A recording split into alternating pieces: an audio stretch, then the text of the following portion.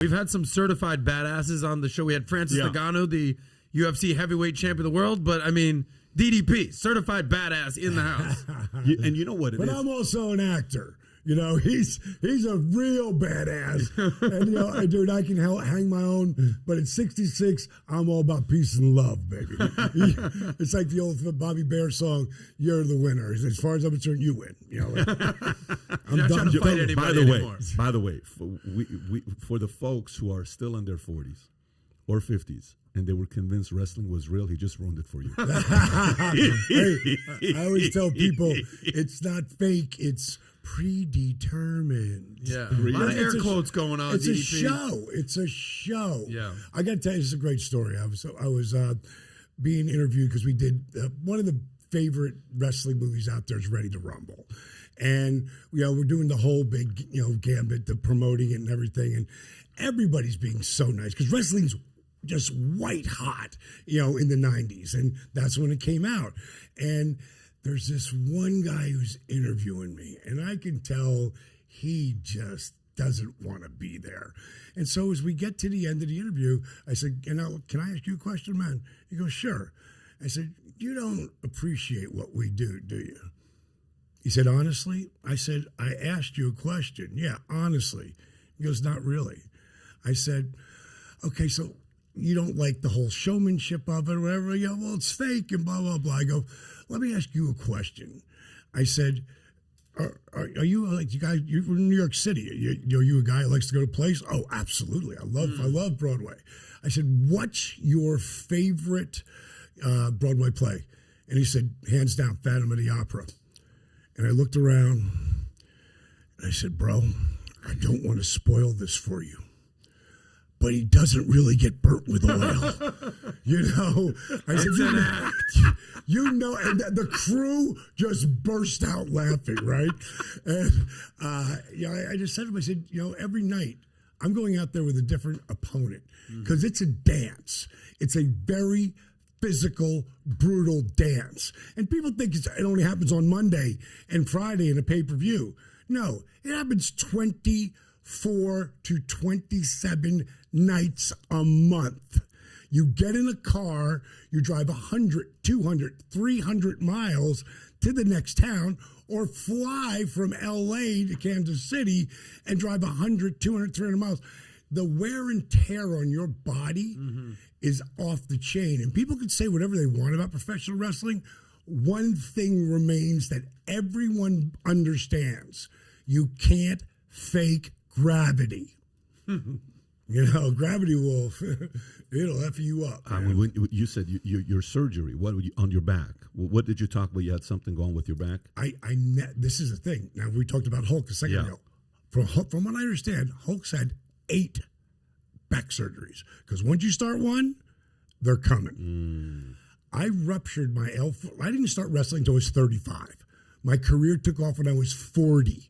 That was in 96. That's unheard of, by the way. Unheard of. Started when you were 35. 35. Most professional careers are ending at that point. Done. You're just getting this thing started, baby. And it was really hard because I came from a manager in a color commentator spot, and I was running nightclubs. So for me to make that break, because one day they came up to me. I'm at WCW at the time. I'm managing Scott Hall, who I called the Diamond Stud at the time, and I'm managing the Freebirds. And Magnum TA, who is Dusty Rhodes' right hand, walks up to me and he said, "Listen, D, we're still going to let you do the color commentating, but we can't let you do the managing anymore." I go, "Why? I mean, dude, what did I do wrong?" I go, "I'll fix it." He goes, "Honestly, you can't." I go, "What do you mean I can't?" He goes, "Because look at you. The hair, had long, unbelievable, gorgeous hair. Friggin' locks of golden hair. Golden hair. But, the clothes, the bling, the wraps. I had these girls called the Diamond Dolls. Yeah. And they were stripper hot. It was like smoking. I know the type, DDP. Yes, you know what I'm talking about. And the bottom line is, he's like the bling, the wrap, the girls. Everybody wants to be you. You're taking too much. We need you in the ring, bro. Is that what he was getting at? No, he was saying, basically, I'm too over the top for professional wrestling. How is that possible as a manager? But what he said when he walked away, he said, what we should have tried to do is put you in a pair of tights and boots and see if you can do this. Now, I had 7 months left of my contract. At that point, I was like, I never got in this business because I tried it when I was 23. I had 3 matches, hurt my knee.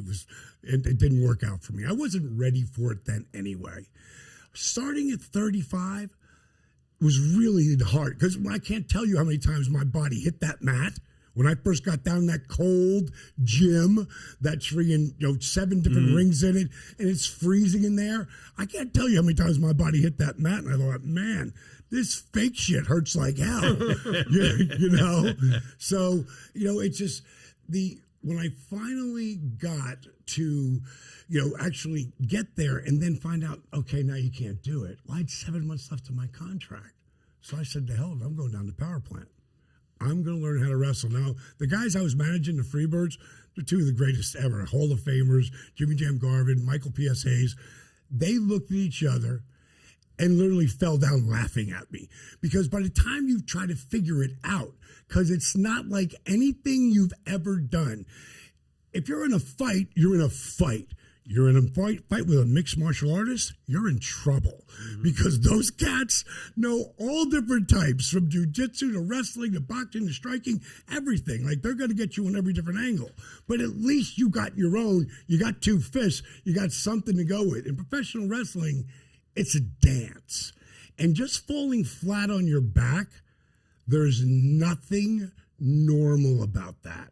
So you got to reprogram your mind to understand how to fall. Because if you don't take as much of it to fall from your shoulders to your hips, you can really hurt yourself. So the bottom line is, you think that learning those moves in the beginning, it's going to be the hardest thing you've ever done. And now you're out there in front of 500, 5,000. I've been in front of 101,000 people. That's insane. Damn. And once you realize now you're in front of those people, now how do you make them care? And think about this. When they know that you know, and you know that they know, that you and your partner both know who's going to win before you walk out there, how do you make them care? You build real life characters. And I've often said this in my speaking. And when Paige Joseph Falkenberg, because that was my real name before I changed it. And I knew that name was never going to draw any money in the world of professional wrestling. When Paige Joseph Falkenberg stopped trying to be this over-the-top wrestling persona, Diamond Dallas Page, and Diamond Dallas Page started taking on the characteristics of Paige Joseph Falkenberg: work ethic, belief in oneself, discipline. Man, my career took off like a rocket, because I was bringing my own self to the character.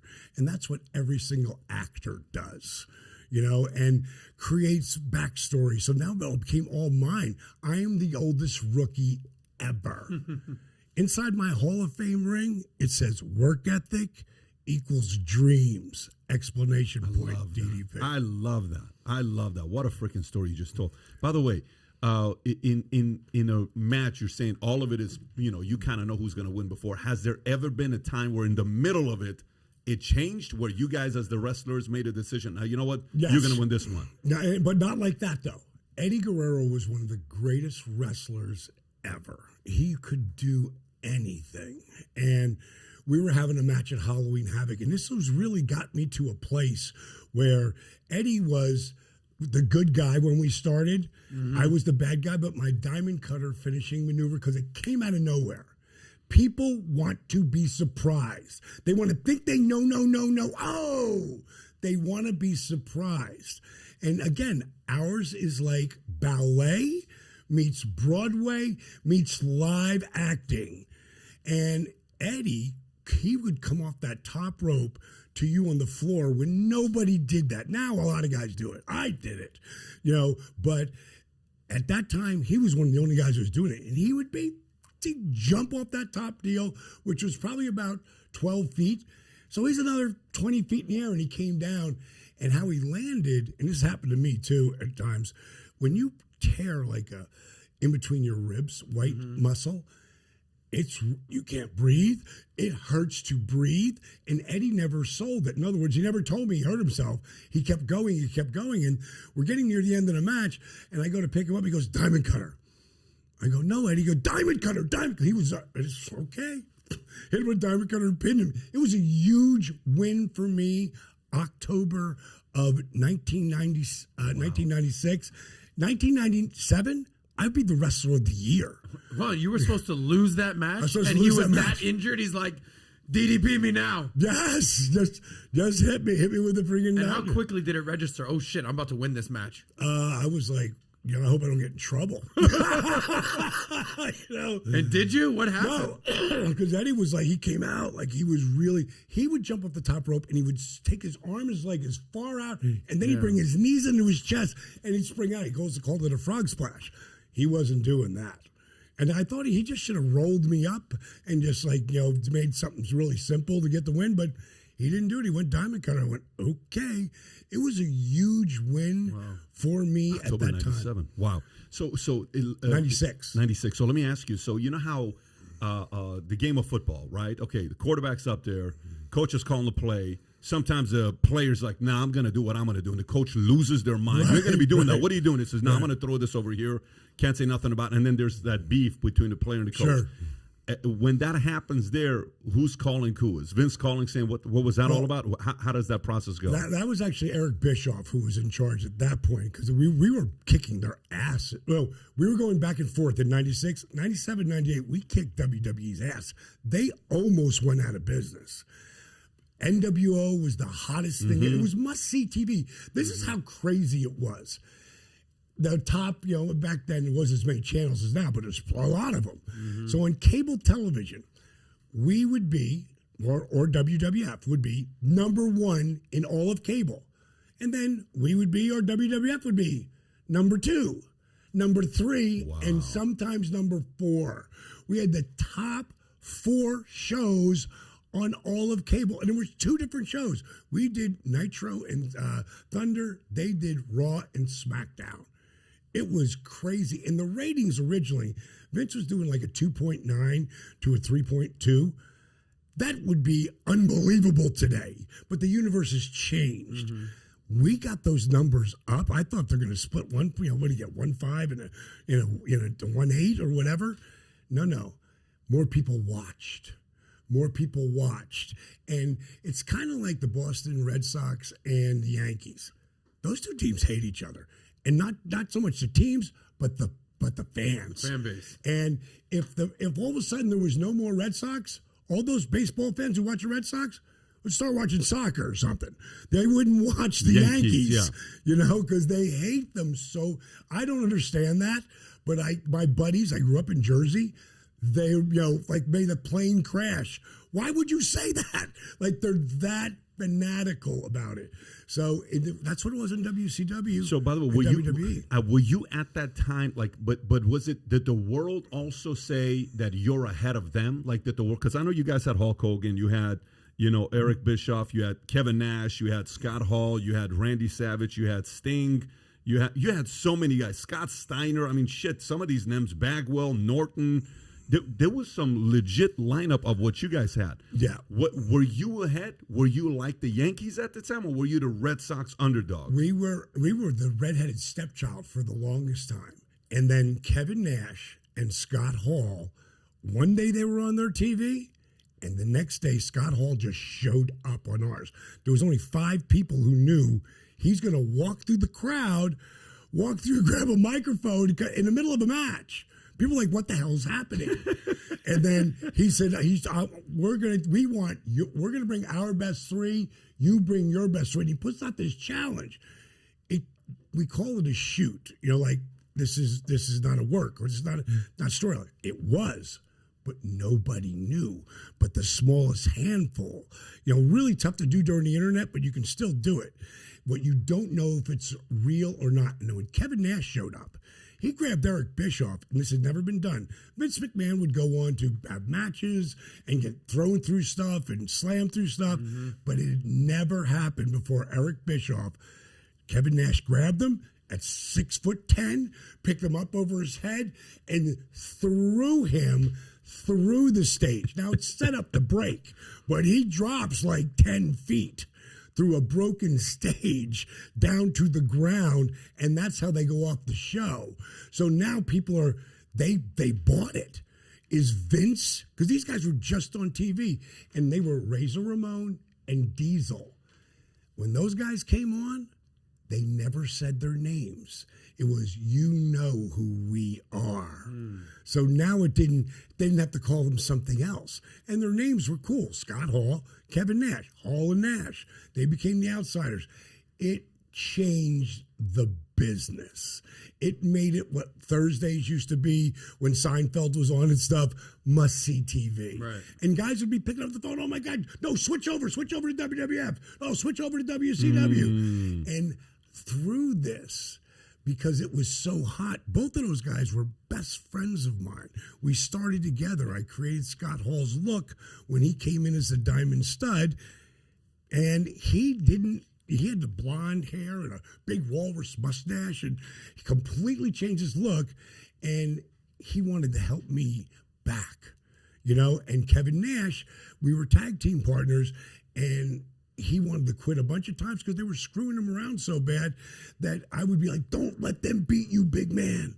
You're going to be one of the biggest names of all time. And he is.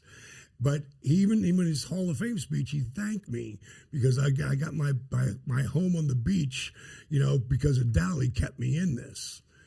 Keeping that positive. You know this, you don't quit. You keep, if you believe in it, if you're passionate about it, you keep moving towards it, and it will happen. And it may not happen exactly when you want it to happen, but it'll happen. If you enjoyed this short clip, click over here to watch another short clip. And if you want to watch the entire episode, the entire podcast, click here.